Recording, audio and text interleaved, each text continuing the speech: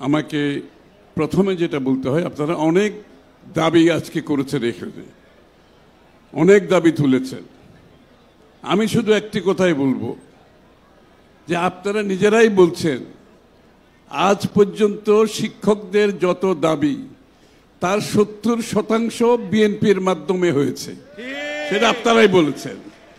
সুতরাং দাবি তোলার প্রয়োজন নাই। তো আপনাদেরকে আগামী দিনে শিক্ষা ব্যবস্থায় যে তারেক রহমান সাহেব যে রূপান্তরমূলক বাংলাদেশের শিক্ষা ব্যবস্থাকে ঢেলে সাজানোর প্রোগ্রাম নিয়েছেন, আমাদের 31 দফার মধ্যে যেটা আছে বিস্তারিত কাজ হয়েছে এটার উপরে, এটাকে বাস্তবায়ন আপনাদেরকে করতে হবে, আপনাদেরকে সহযোগিতা করতে হবে।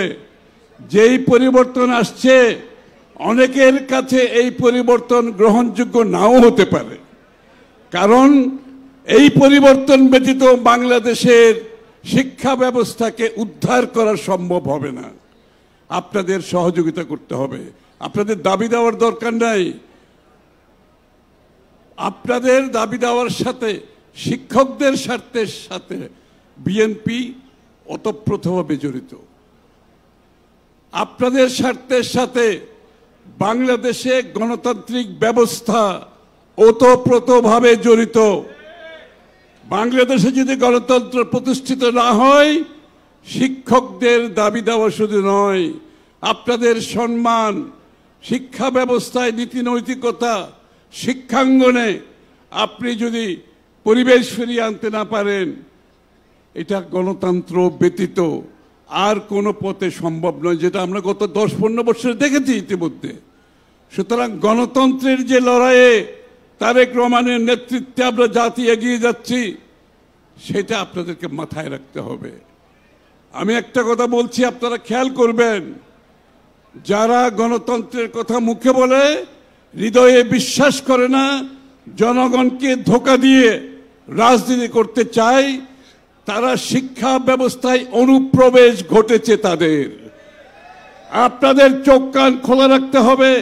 আগামী নির্বাচনকে সামনে রেখে এই শিক্ষাঙ্গনে অনুপ্রবেশকারীদের আপনাদেরকে খেয়ালে রাখতে হবে, আপনাদেরকে সজাগ থাকতে হবে।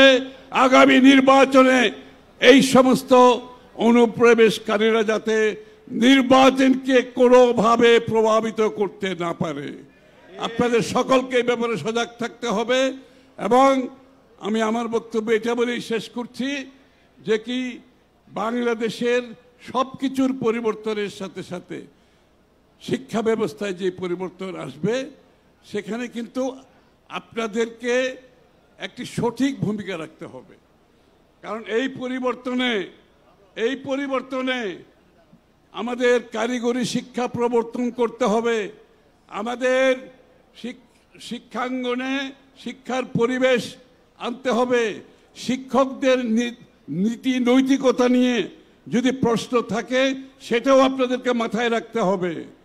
সুতরাং এই সব মাথায় রেখে যে পরিবর্তনের কথা জনাব তারেক রহমান সাহেব জনগণকে আজকে আশান্বিত করছে, পরিবর্তনের মাধ্যমে এটা আপনাদের সকলের ঐক্যবদ্ধভাবে এগিয়ে আসতে হবে এবং নির্বাচনকে মাথায় রেখে, গণতন্ত্রকে মাথায় রেখে তার মাধ্যমে এটা বাস্তবায়ন সম্ভব। একটি নির্বাচিত গণতান্ত্রিক সরকার ছাড়া এটা কোনোদিনও বাস্তবায়ন সম্ভব নয়। সবাইকে ধন্যবাদ।